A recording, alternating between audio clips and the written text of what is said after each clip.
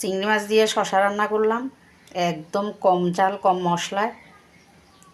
শশাটা এমনি ঠান্ডা তরকারি, শরীরের জন্য অনেক ভালো। বিশেষ করে গরমের দিনে শশার তরকারিটা একদম উপাদেয় তরকারি শরীরের জন্য। নামে মাত্র একটু করে দিলাম লাল মরিচ, একটু রং করার জন্য, না হলে না দিলেও চলে। শশার তরকারি কাঁচামরিচ দিয়ে রান্না করাটাই বেটার, একদম স্বাস্থ্যসম্মত হয়। তরকারিটা খেতে যেমন স্বাদ, তেমনি শরীরও ঠান্ডা রাখে গরমে। এক কথায় শরীর ঠান্ডা করা তরকারি। শশার তরকারিটা যে কোনো রুগী মানে সুস্থ মানুষ সবাই খেতে পারে। রুগী খেলেও কোনো সমস্যা হয় না, পেটের জন্য অনেক ভালো শশা।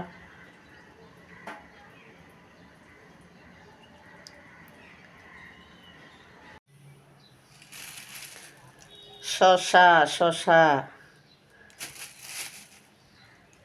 অনেক ঠান্ডা একটা সবজি। অনেক জায়গায় শশাকে আবার ফলও বলা হয়, যাই হোক আমরা শশাই বলি। আজকে শশা রান্না হবে। শশা কেটে ধুয়ে নিলাম, এখন রান্নায় যাব। এদিকে চিংড়ি মাছ কেটে ধুয়ে লবণ হলুদ দিয়ে মেখে নিলাম, এখন ভেজে নিব।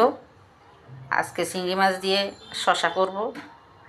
শশা চিংড়ি একদম শরীর ঠান্ডা করা তরকারি। চিংড়ি মাছ ভেজে নিচ্ছি।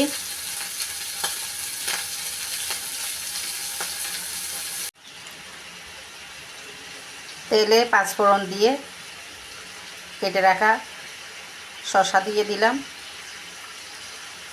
নেড়ে কষিয়ে নিব।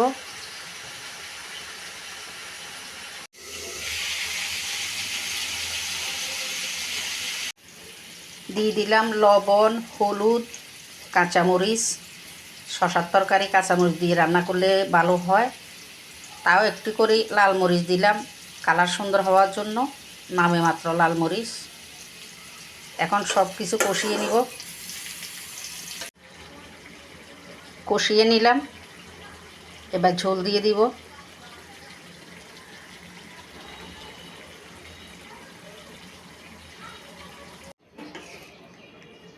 ঝোল দিয়ে দিলাম।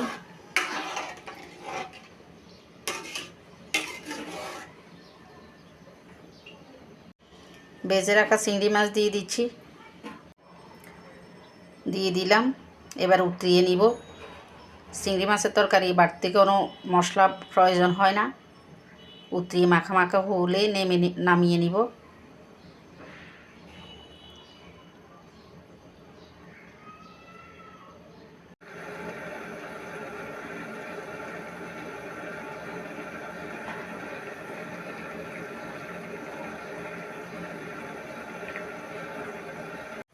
রান্না হয়ে গেল ঠান্ডা তরকারি শশা চিংড়ি।